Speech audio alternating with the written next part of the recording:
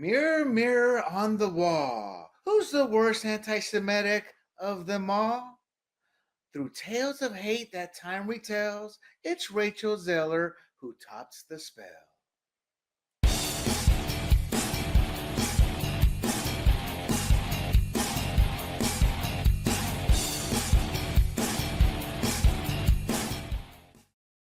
Hello, everybody. This is William del Pilar, and this is the Red, White, and Rude, where politics and culture collide. Because we all know politics is downstream of culture, which means whatever happens in the real world culturally, as in entertainment, music, movies, etc., eventually dribbles on down to become political. I hope you like my little intro. That's what today's main storyline is going to be. We are going to talk about Snow White and the Seven Hobos and the PR disaster that has become. Then we're going to talk about Michelle Obama's big flop. And I'm not talking about it when they refer to her as Michael and the flop. I'm kidding, people. Don't kill me. Well, I'm okay for that aspect because I'm not talking about Hillary. But we're going to talk about her podcast and the honest truth that the Obamas never truly had relevance in terms as they were America's greatest virtue signaling couple in their support. A mainstream media created couple and power, and they did wield it. But we've seen how that has gone through Obama's endorsements and through the sagging lack of relevance they've had since they left office. Then we're going to talk about an update to the Blake Lively, Justin Baldoni saga. And then we're going to close it out with what is becoming our viewers' favorite topic or segment, and that is the Rude Rundown, where I take a look at various topics happening in America as well as around the world and break them down in a timely fashion. But before we go on, do not forget to like and share this podcast. Okay, you can wait till the end of the podcast. Make sure you like and share it, but also make sure you bookmark grumblingsmedia.com, which is where you can find this podcast, my political conservative podcast. I do two of those, Fired Up and Fired Up California, and my sports podcast. I made my bones in the fantasy industry to help commercialize it and to help pioneer it. Those player profiles you see, my company, right about the same time RotoWire came out with that. The difference is I owned literally every contract to every major player with those player news. So if you play fantasy sports, those were my player news you were watch or reading back in the day until I sold the company.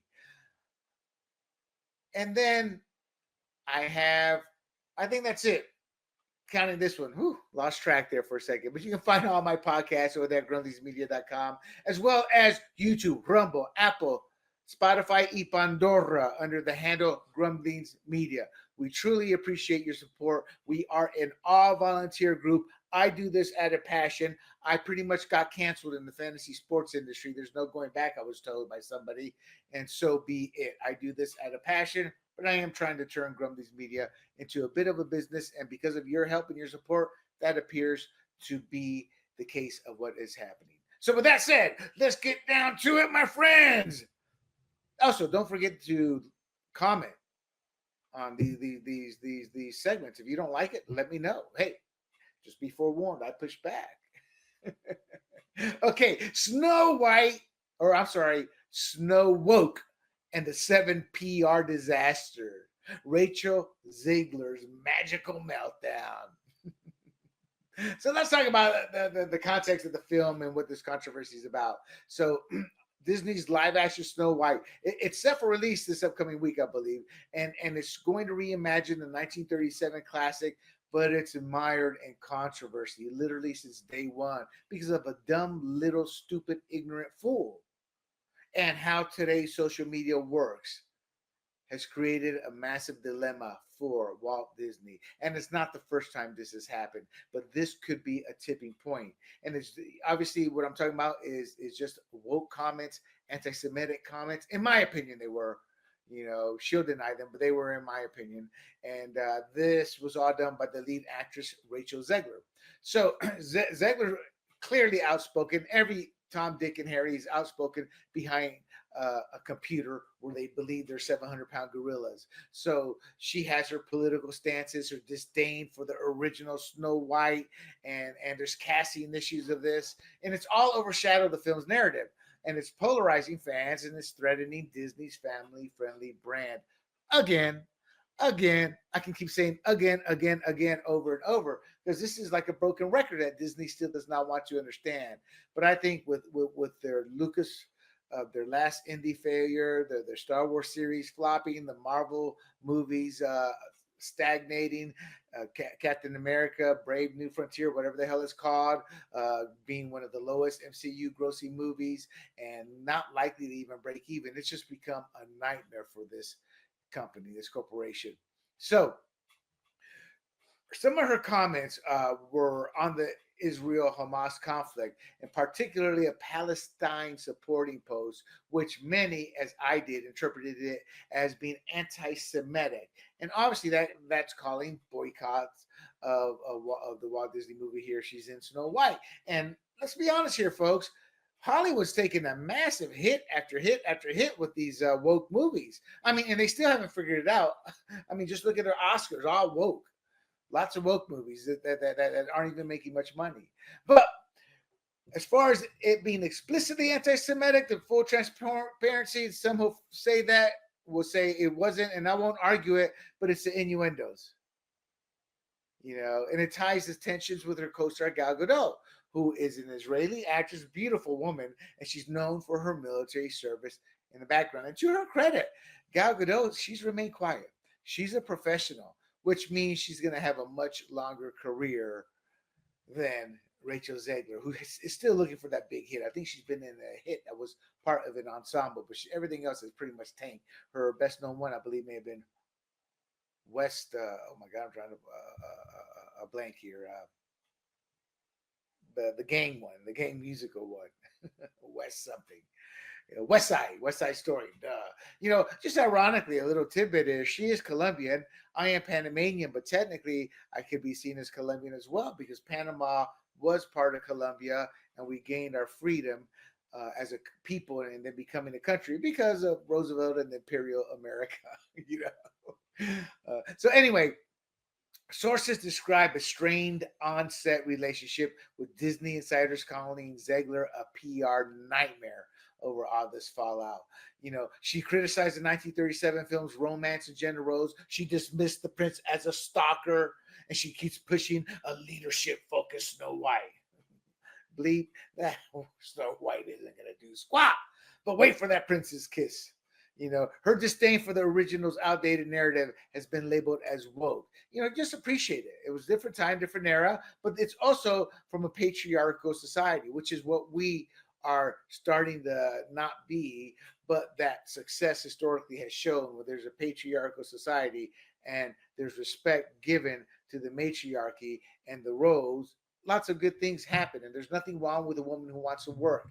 But feminazism was born out of the fact that they took feminism, which was a woman having the ability to make a choice for her to decide what she wants to do with her life.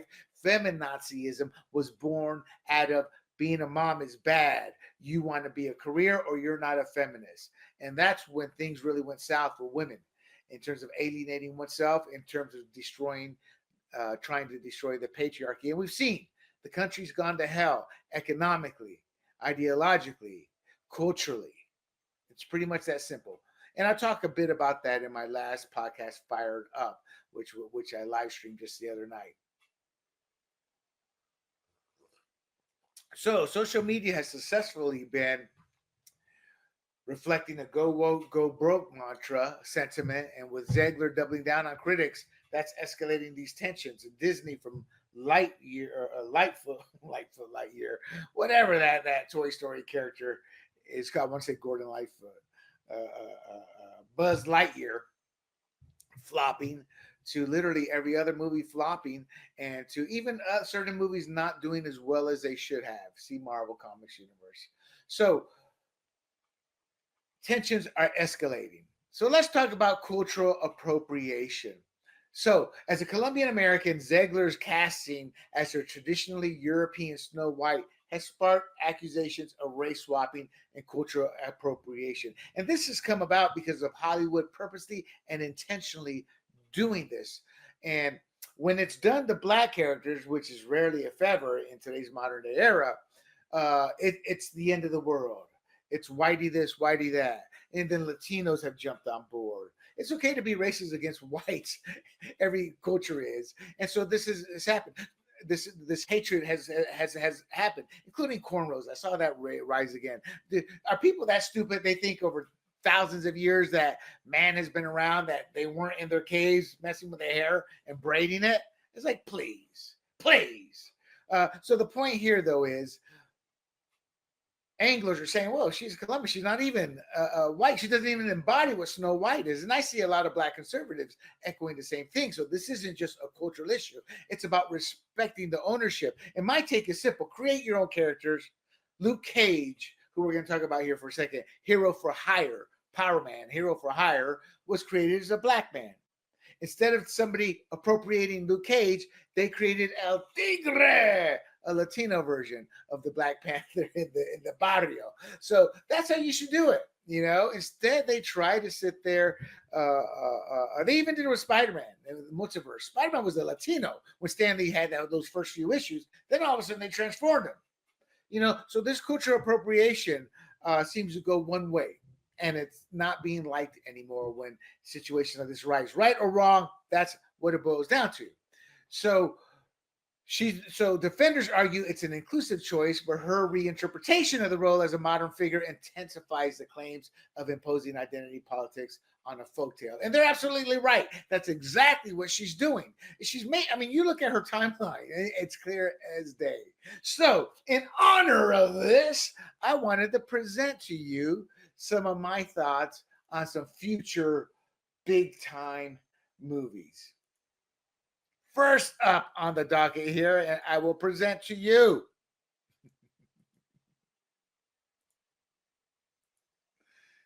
Mr. Chris Pratt as Bruce Lee. Hey, I know Jeet Kune Do, and I actually learned it from one of the individuals who actually attended the Wednesday night school that Bruce Lee would attend at times after he shut down the studio. So I'm very familiar with Bruce Lee, what he represents. That's a kick-ass picture of Chris Pratt. So let us move on. Now, Warner's, I think they did the last one. Think about that. That would be y'all would sit there and not have to worry about your solvency the way you're going. You wouldn't have to worry about your DC universe dying on you as it is. Okay, so let's go to Luke Cage, hero for hire, aka Power Man, a man born and bred of the ghetto, fighting for Black America. Well, I believe this would be a massive hit with Luke Cage, hero for hire, starring Brad Pitt. I even put him in with a little darker skin under the tanning booth there. And from there, we are not done, my friends. We are not done, because we are going to be looking at the one, the only, to be judged by your character and not your skin. And with that, I present to you the man from down under, the almighty God, Thor, Chris Hemsworth as MLK Jr. So obviously, I don't believe none of this.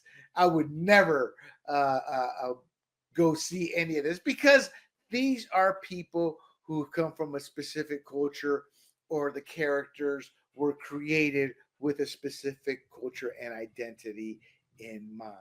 So my point is to the hypocrisy of when Black America gets angry when it's done, when they say white America is culturally appropriating, and then you turn around and go, what's the big deal when it's done to non-Black characters of history, such as Cleopatra, who was not Black, and they come back, what's the big deal? her life would not have been what it was had she been.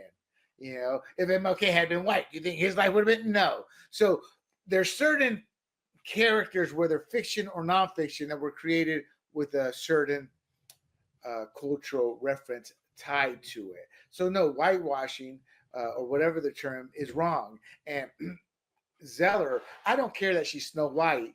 My issue is actually that Gal Gadot is actually prettier than her. You never, ever, ever. No, let me here share screen.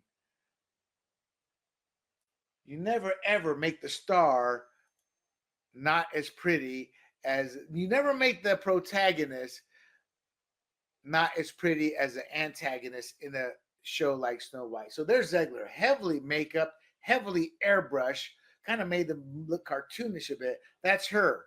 And then you have Gal Gadot as Eva Queen. And it's night and day, Damn it. Sorry about that, people. It's night and day in terms of the beauty.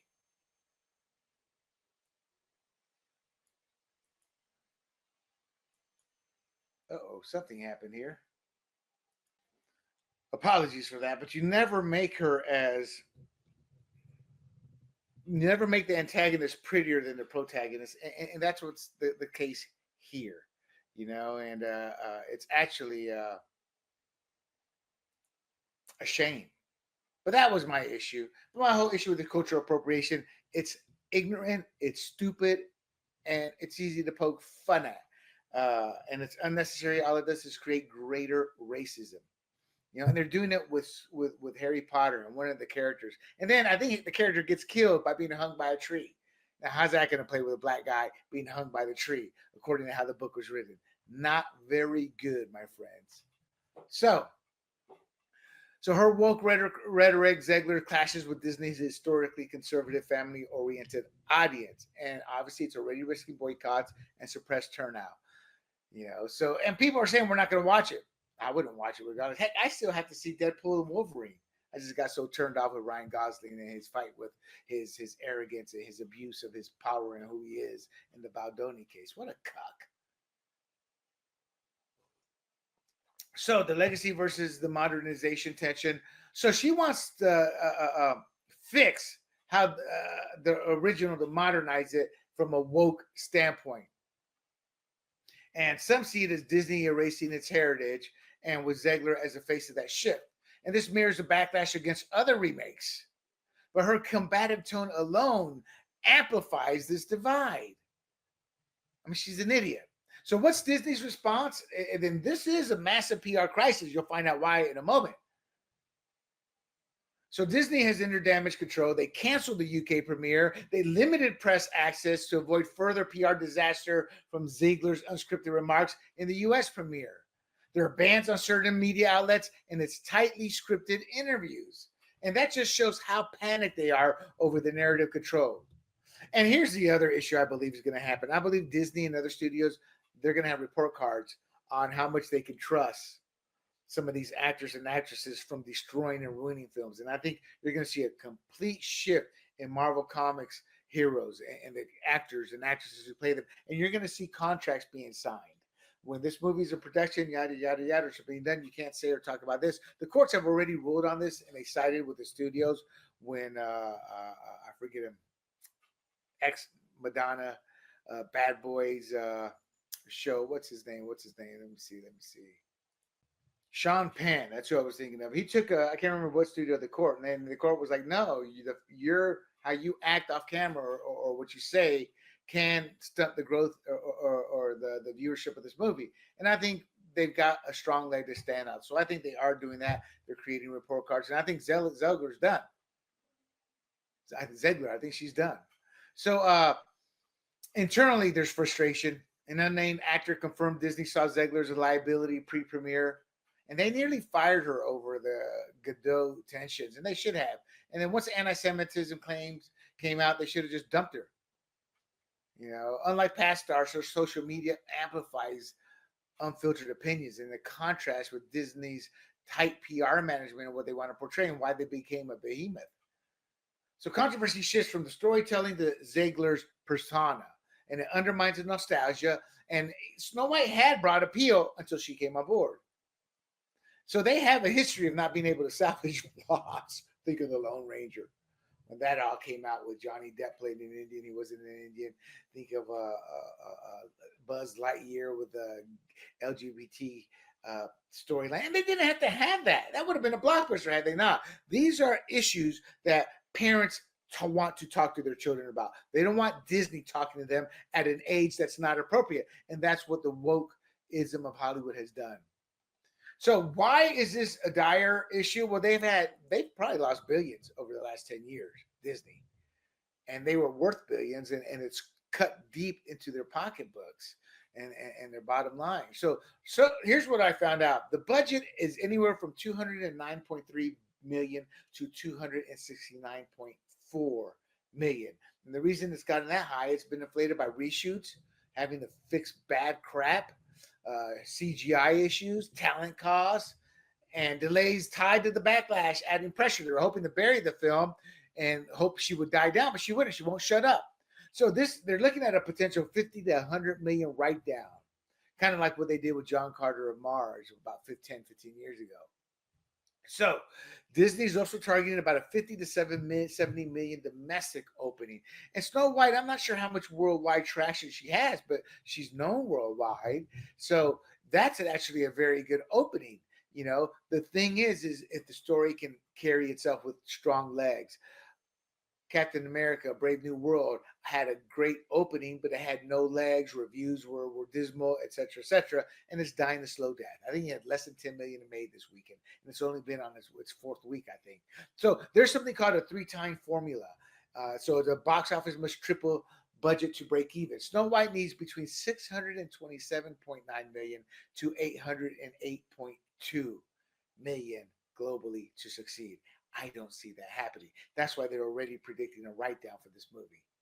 You know, and let's compare. Cinderella in 2015 earned 543 million, but it was a $95 million budget, so it literally had to earn a slightly less than 300 million worldwide to break even. So it did make a profit. You know, so this is going to be a tough hoe to hoe, or whatever the saying is. So negative BR and boycotts, that may limit its international appeal. It's going to limit its American appeal, especially in conservative markets. And competition in 2025 and diminished hype could further depress the earnings, threatening Disney's investment. I don't care how good it opens. If it doesn't have legs to move forward, meaning good reviews and good word of mouth, it's doomed. And even if it isn't, I don't see it breaking 800 million. Not based upon the hoopla. And there you have it. There you have it, my friends. Snow Woke and the 7 PR disaster. Rachel Zegler's magical meltdown may destroy the Magic Kingdom's most prized possession, Snow White. Okay, let's move on to Michelle Obama's podcast flops hard, proving media's created saint can't save a dumpster fire. Hell, she's become the dumpster fire. So Michelle Obama's latest podcast is stirring the pot.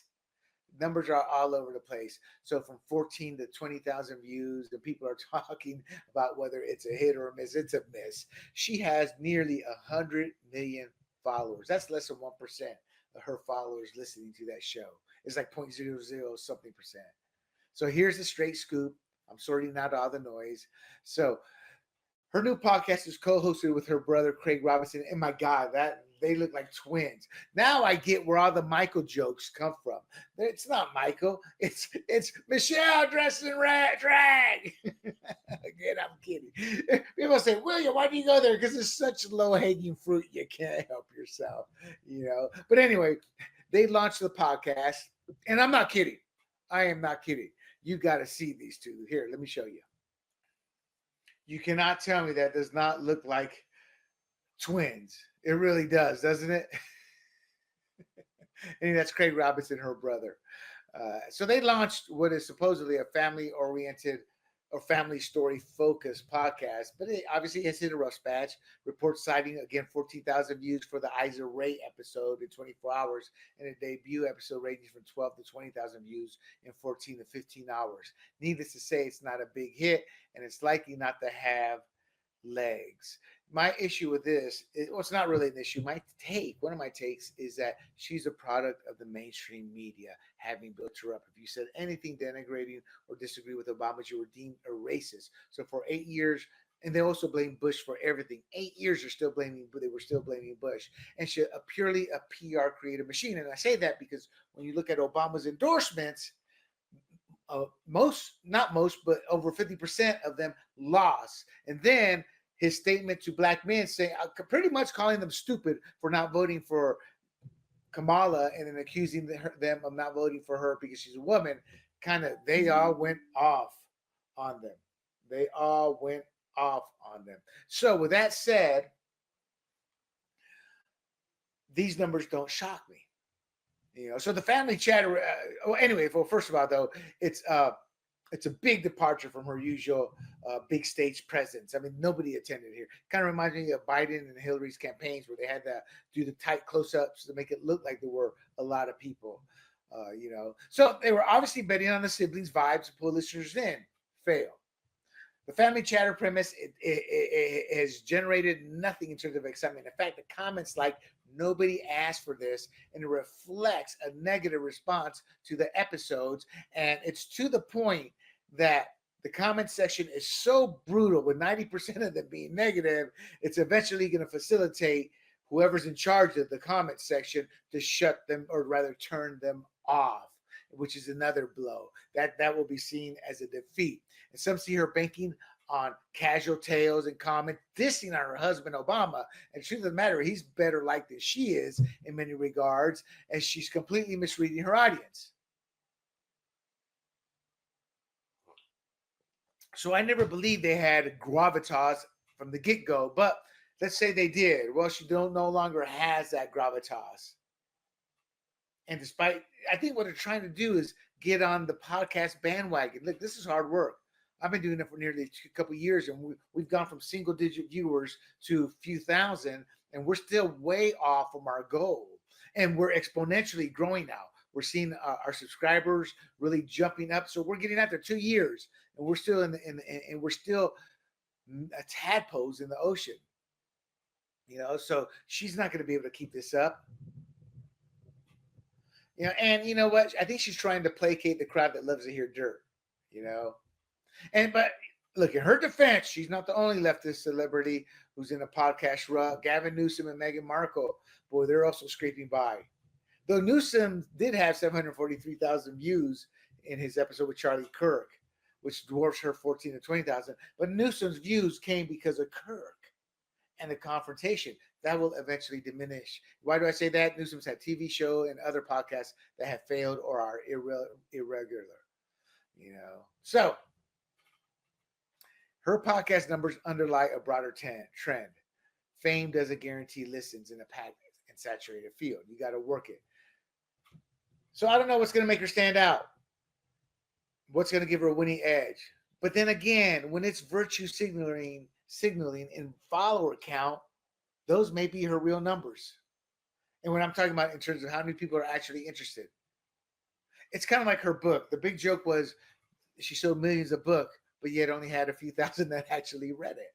And how do we know this? When we would quiz people about the contents in the book, they wouldn't even know because they bought the book, put it on the shelf.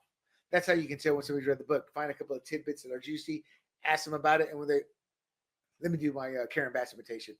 When they ask anybody about if they read one of her books. I saw that played out a few times. Yeah. So what's the bigger picture? The podcast flattens with a wink and a nudge. It's like a neighbor gossiping over the fence about how the fancy folks like Michelle keep missing the mark with regular Joes. The point being, the terrible analogy I just gave you there. In essence, it's she's not able to relate to the everyday Joe. She's an elitist. She comes across as an elitist. She will always be an elitist. So these digs aren't just for hot air. The numbers show that what I'm saying has validity to it. People are fed up with the Obamas. They're fed up with the media golden children, meaning the elitists, Newsom, Obama, Kamala, acting like they own the playground. And they're just tired of it. And they've moved on. Michelle doesn't realize that everybody has moved on. Now, one thing I want to talk about, though, is perception versus reality. I wasn't on a recent podcast. In my podcast that I did, one of the guests claimed conservatives focus on Michelle Obama. That's our version of Trump derangement syndrome. It's not. I rejected it outright. It's not TDS like the left's unhinged CNN rants over Trump. It's a calculated pushback against her overblown hype. It's not some mere fixation. She loomed as a media-anointed 2028 threat, which she may or may not be, but her podcast viewership shows she's no political beast. She has no following. She's just a figurehead anointed by the mainstream media, just like Kamala was. So the mainstream press think glowing Vogue covers, PBS tributes. It paints her as flawless. Yet her podcast triviality, I would tag it First Lady whining, as Ben Shapiro did, or rather I would agree with Ben Shapiro. And she's also tone deaf. Her 2020 claim of living in a low-grade depression during COVID lockdowns, where she had all the freedom compared to everyone else to go where she wanted, when she wanted, that was mocked. Dinesh D'Souza led that, but all of us mocked her as an elitist because it's low-hanging fruit. She's like a political piñata. Bam, bam, bam. You can hit it easily, blindfolded. Her water-walking image is crafted by 8 years of adulation, like her 2016 DNC halo. But the real flop is those 14,000 views. It exposes a media construct, not her, and exposes her raw ability or lack of one. So we chafe at her because she's a press-driven persona. Decades of liberal outlets propping her up. And her podcast stumble is a reality that challenges and proves the virtue signaling, the mainstream media propping her up, all the covers, all the lies stated about her, and being royalty, all of that was a fraud. So that's the deal. Michelle Obama's podcast is clocking 14 to 20,000 views, depending on who's counting. It's tangled in the celebrity podcast slump of leftist celebrities, and it's served with a dash of sharp commentary that nobody cares about. What's going to happen in the future? We'll wait and see, but I'm pretty sure this podcast won't last a year from now. All right, let's move on to Blake versus Justin. Hollywood's now hush hush smackdown heats up. So we've got a juicy side story of today's podcast has been making waves in Hollywood. It's the latest twist, my friends, in the ongoing legal saga between Blake Lively, living off the coattails of Ryan Reynolds, and Justin Baldoni. Oh, God, that guy's a creep. He is so feminist. It's sickening. But the Deadline article talked about it last week, and this wasn't the main event. Snow White was, but I've been giving updates. I've talked about this. I just couldn't let this one go. It's a courtroom drama, celebrity stakes, and there's a judge trying to keep a lid on it now. So Blake Lively and Justin Baldoni, for those who don't know, there's allegations of sexual harassment and then retaliation from their time working on It Ends With Us. The trial is set for May of 2026. Both sides are entrenched in a bitter fight, with Lively and Kingmaker Ryan Reynolds seeking confidentiality so they can control the narrative, while Baldoni's camp claims a partial win in this Lively victory because it also limits what she can say. She's trying to play the victim, the sexual assaulted victim, and she's not. There's enough evidence that has disproven that and has completely swayed the audience, the followers reading this, studying this, to realize Blake Lively lied, and she lied with the New York Times help. Now, that's how I interpret everything. The courts may come up with something different, So this past week, a federal judge, Louis J. Liman, he rejected Baldoni's bid for full evidence access and granted Lively's attorney's eyes-only protective order to safeguard sensitive info like trade secrets and personal details. But this extends to her. I guarantee you she's going to break that. And once she breaks it, he's going to break it. Then she's going to take him to court. Then he's going to prove that she broke her side, and it's going to become a mess with the judge having to play parent. Again, it's not a full victory that Lively wanted. The order limits her ability to publicly disclose details, and it binds both parties of silence outside the courtroom. I don't know why the judge wants to curb leaks in this high-profile case. It's none of his business. It's all out there. It's Hollywood, but he's trying to because she wanted a request to it, and he's probably a fan of theirs. Who nobody knows Baldoni. So, for those who don't know, Lively's team alleges Baldoni and Wayfarer Studios orchestrated a smear campaign to muzzle her. It's not true. She actually predicated and started all this with her working hand in hand with the New York Times to publish a hit piece at Baldoni. Baldoni's camp fired back, claiming they're the ones wronged, and they were, accusing Lively's side of stealing trade secrets and breaching confidentiality. You're hearing it in these terms because that's how they're going at it in court. You have to understand how things are done from a legal process versus how we talk and what we think can be two completely different beasts, which is why sometimes when decisions are made, you're like, oh, what happened there? Because the legality of issues is maybe completely different than what's being debated in the public forum. So both factions were vying to paint themselves as a righteous underdog, and there's only one faction in that role per the public's backing, and that's Baldoni. And that's why Lively's doing this. She wants to stop the bleeding because every time he brings out another text, video, it destroys Lively. So she wants to be able to scream everything she can and wants to shut him up, and the judge did not have that. She gets a partial edge by restricting Baldoni's access, but it's a double-edged sword, as I said. Neither she nor Baldoni can freely spill their side to the press. As I said, she's going to break that. So there's hundreds of millions in damages and reputation at stake, and this protective order sets up a tense march to trial. This is going to be a Amber Heard, Johnny Depp type trial. It's going to be standing room only there, and it's going to be high ratings TV. So the courtroom battle might stay under wraps, but the simmering PR war could still erupt. So there you have it. That's the latest chapter. It's going to be more to come in the Blake Lively versus Justin Baldoni saga. That one's courtesy of Deadline. It's a tangled web. Look, tangled web of legal moves and muted victories. Both sides gagged, but they're still swinging it as they head towards 2026 showdown. We're going to keep tabs on this. And there you have it. Those are the three main stories I wanted to talk about today. So let's get down to it. What is one of my favorite segments? The Rude Rundown, where I take a lightning round type look at, as lightning round as my slow self can get, and talk about what's happening around the nation, around the world. So let's get to it. The rundown number one, shocking murder plot rocks Ghost Adventure stars marriage. This one blew me away. So the paranormal world of Ghost Adventures, woo, that took a dark turn, people, when Aaron Goodwin's wife, Victoria, was arrested for allegedly orchestrating a murder for hire plot against him. He thought, I thought I was in a good marriage. So she's the wife. Victoria Goodwin is the wife of Ghost Adventure star Aaron Goodwin, reality show of sorts. And she was arrested March 6th in Clark County, Nevada. She's facing charges of soliciting and conspiring to murder after allegedly plotting with a Florida inmate to kill her husband for $11,515 while he filmed this show. We're not talking big dollar here, man. That inmate, woo, boy, he needs an agent to get himself a better deal.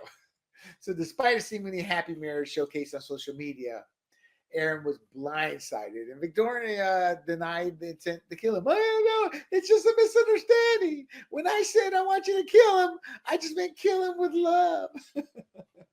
She claimed she was fantasizing and thought payments were for cell phones, highlighting a big gap between what's being reported in the media and what the police are charging with what she's saying. So my take, look, this is jaw-dropping betrayal, and it echoes a similar scandal from Married at First Sight, season 11, where participants' hidden motives unraveled post-show.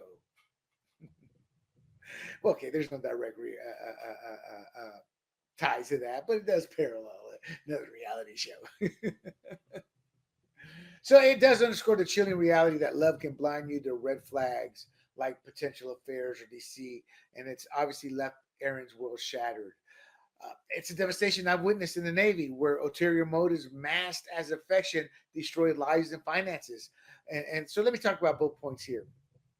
There's always red flags when you look at it. Texts, phone calls, eating, getting in shape, just all kinds of red flags. And then I've also seen it from the military stance where the woman would marry the sailor. Some of them were still virgins, not the most handsomest, to get to America. At which point they would stay married for about 10 years where they could get divorced, collect the check. In the meantime, they're bringing their family over through the husband's name. So I've seen that racket too many times for anybody to go, are you sure? No, it happens more than not. Maybe not 40, 50, 60%.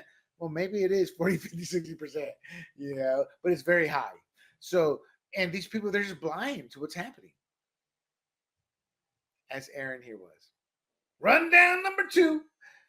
Gene Hackman's estate faces potential family dispute after wife's unexpected death. So we all know about Gene Hackman and his passing of he and his wife, how his wife passed approximately a week before he did, and he just probably died of starvation and everything else to go with it. He had dementia so badly, he was probably like a 2-year-old child. I say that having seen it, having worked in that industry. So Hackman has an $80 million estate, and that's at the center of all this controversy because his wife, Betsy Arakawa, she was named the sole beneficiary in his will. And that left his 3 children from a previous marriage, Christopher, Elizabeth, and Leslie, without any direct inheritance unless they contest the will under state laws. And they will because Betsy died before Gene, which would have nullified the will, I guess. I don't know if it would have nullified. Yeah. So the complexity of all of this estate planning stems from, again, Arakawa predeceasing him by about a week. There's no clear contingency in his will for this scenario. So that means the courts are going to be involved. So the courts, the state has no right to this money because there are living heirs. So which heir gets it is where a potential battle could brew. So for those of you, just remind you, Hackman died of heart disease and Alzheimer's related issues. He died of Alzheimer's because his Alzheimer's what prevented him from getting care. If he didn't have Alzheimer's and had a heart disease, he would still be able to function and call for help. She died from hantavirus pulmonary syndrome. She probably got it from mice. They're older. They had animals living out there in the ranch, so probably mice somehow. So this leaves his $80 million estate open to claims by his 3 children.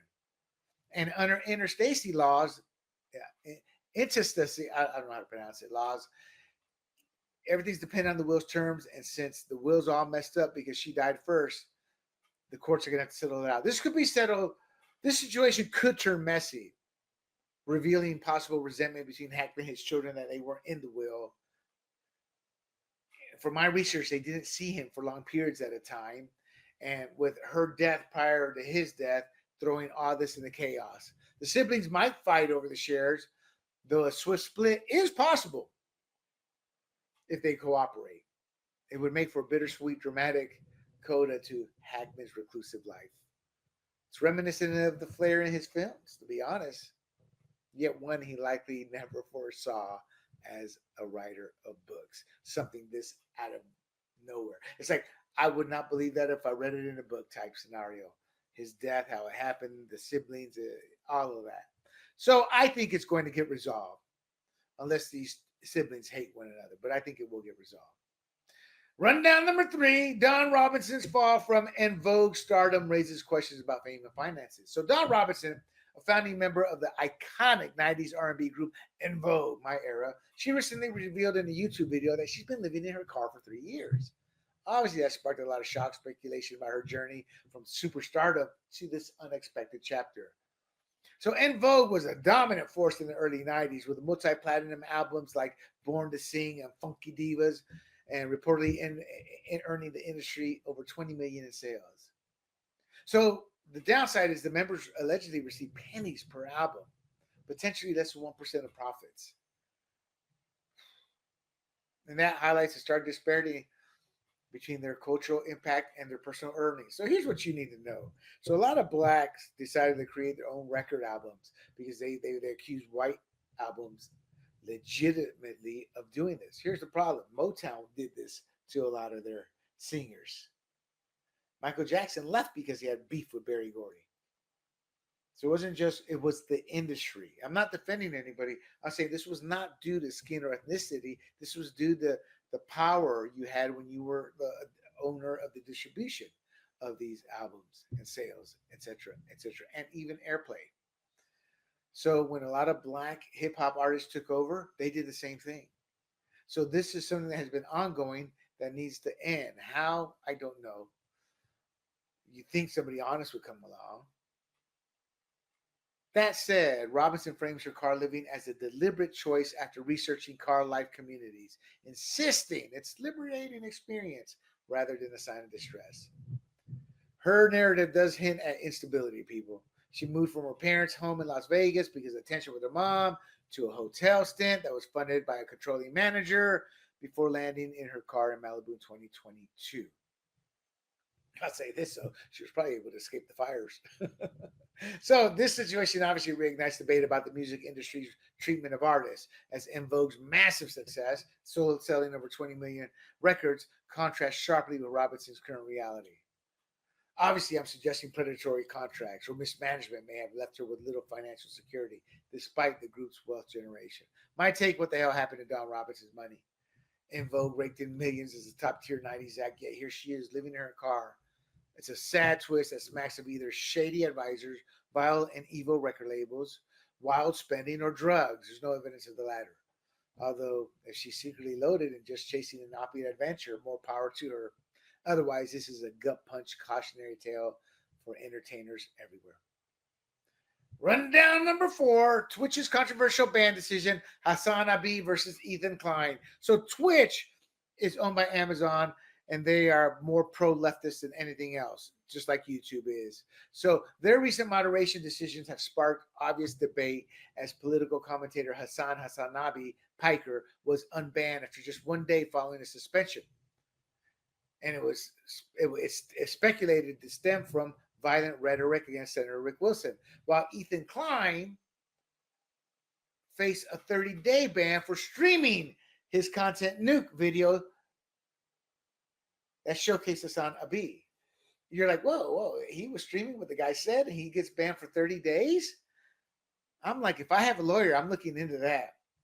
And if I'm the DOJ, I'm looking into Twitch and targeting political opponents. I don't. There's probably some issues with that legally, and why? It's a disparity in punishment. Hassan Abi's brief suspension versus Klein's month-long ban for rebroadcast of Hassan Abi's own words. That's fueled accusations of favoritism, political ideological favoritism. Even Elon Musk weighed in a one-word expose, yes, agreeing that Twitch staff should be fired, highlighting perceived bias in how the platform handles controversial content. Look, Twitch is lagging behind YouTube in the gaming streaming race.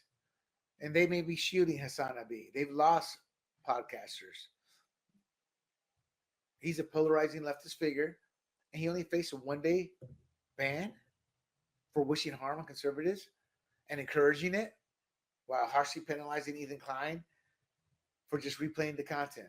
It's a double standard that warrants legal scrutiny from the DOJ for equal treatment, especially given Jeff Bezos' interest in wanting to be taken in a positive way by the Trump administration.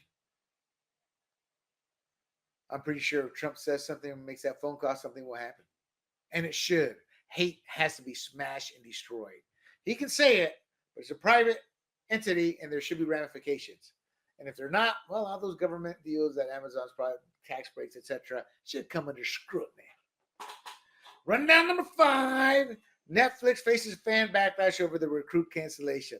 So, The Recruit is a spy thriller that after 2 seasons was canceled. And it sparked outrage among subscribers because they argued that the show's demise was unfairly influenced by the overshadowing success and scheduling proximity of The Night Agent. Now, I saw both season 1s of both shows, and then I saw season 2 of The Night Agent. I didn't even bother with The Recruit. And The Night Agent is another spy thriller that premiered its 2nd season just a week prior. So they point to the scheduling misstep,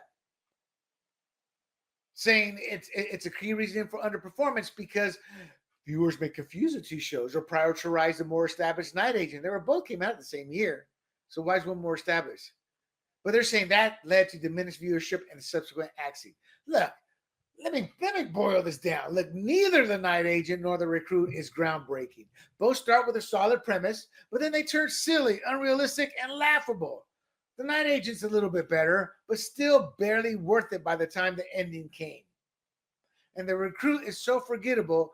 I started to rewatch season 1 because I forgot what it was about, and I stopped at episode 2 or 3. I want to say I finished episode 2, and I was like, enough. This is garbage. It's so fake, unrealistic, and so stupid.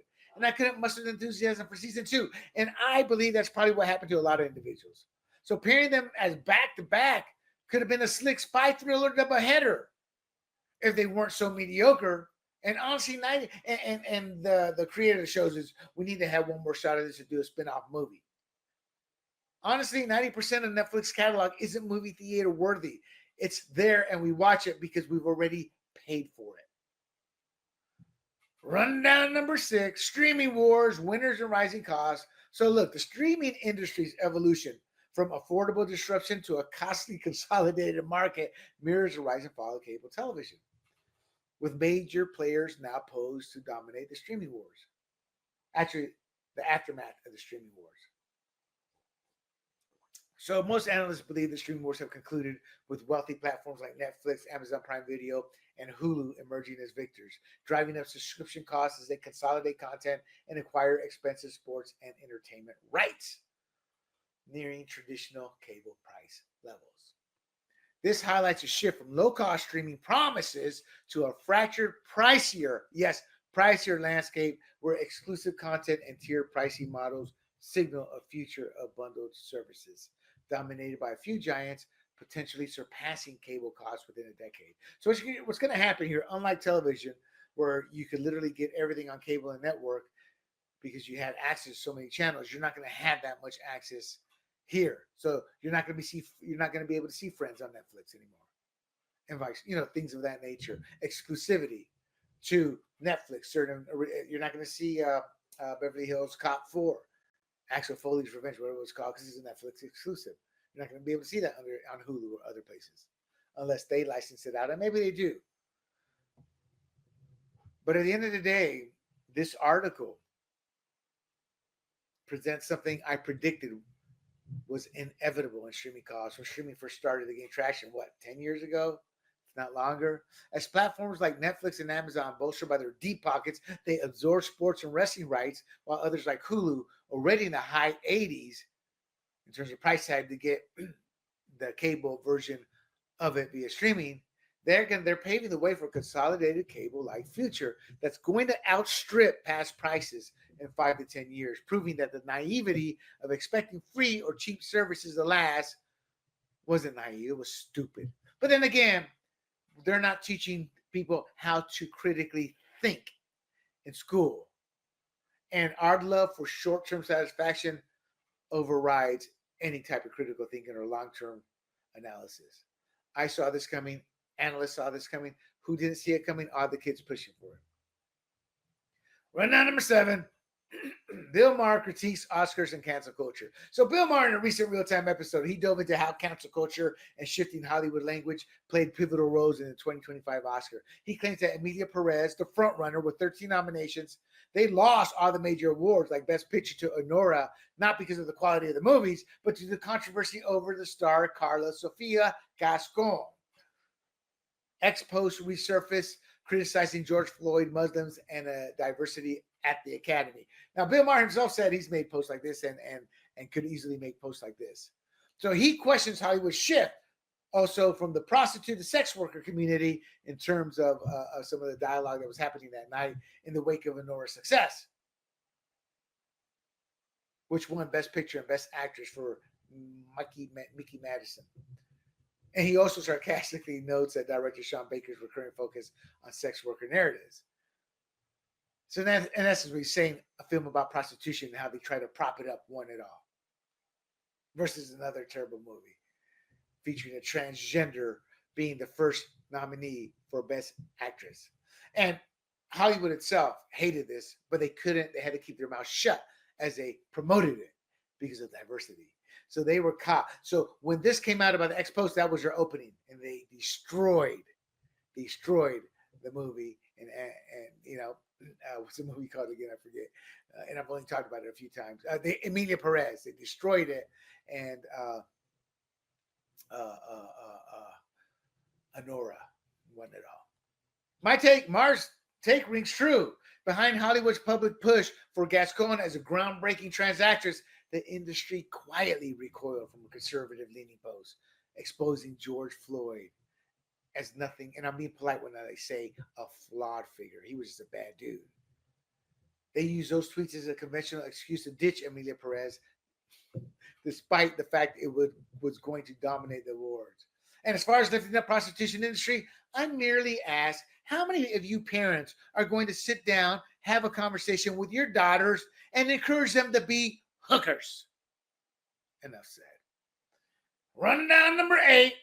Wikipedia's shift to left-leaning propaganda. Wikipedia, once a neutral platform for open knowledge, has transformed into a vehicle for advancing left-leaning establishment perspective.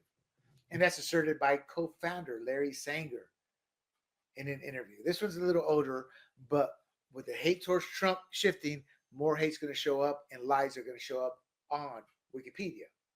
So he points out that Wikipedia's sourcing rules prioritize the mainstream and left-leaning media like CNN and the New York Times. They will not allow right-leaning sources to be used, like Fox News. So you get biased coverage, biased takes. My take is simple. If Section 30 is revised to permit lawsuits against Wikipedia, the site's going to be filing for immediate bankruptcy by being overwhelmed with legitimate lawsuits of false narratives, lies being written about people. They're deliberately promoting fabricated lies that target conservatives and Republicans. And that's a view I've supported here in previous Red, White, and Rude podcasts. I mean, its exclusive use of far left and left-leaning sources enables what I call election interference. Because when somebody goes to read up on somebody, wow, that's a bad dude, can't vote for him.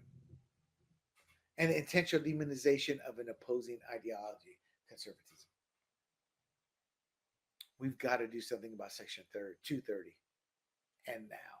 And I haven't heard Trump whisper one iota about that. And that's why Facebook, Amazon, with the Washington Post, but all these social media platforms are aligning with Trump. Apple, all of them, because they were hardcore leftists. They don't want Section 230 messed with or other laws. Google's another one, you know. They don't want any of those laws messed with or those regulations because it's going to open the door to destroying their multi-billion-dollar conglomerates. There you have it, the Rude Rundown. And I hope, my friends, you have enjoyed tonight's show where we talked about Snow White and the 7 Hobos, Michelle Obama's big flop. Yes, that's an innuendo. As well as the Blake Lively, Justin Baldoni update. And I'll keep giving you updates on these if anything new comes about. And I hope you enjoyed the Rude Rundown with the various topics.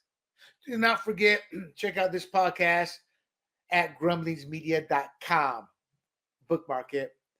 You can also check out this podcast and others, our whole library, at YouTube, Rumble, Apple, Spotify, y Pandora under the handle Grumblings Media. Do not forget to like and share this podcast as well. And until next week, my friends, I am William Del Pilar for the Red, White, and Rude, and I bid you adieu. Hey everybody, this is Big John from Grumblings Media, and I just want to say thank you for watching our content. If you want to support our efforts here at Grumblings Media, just smash the subscribe button right here, totally free, or just go ahead and consume more of our great content. Click either one of these 2 boxes.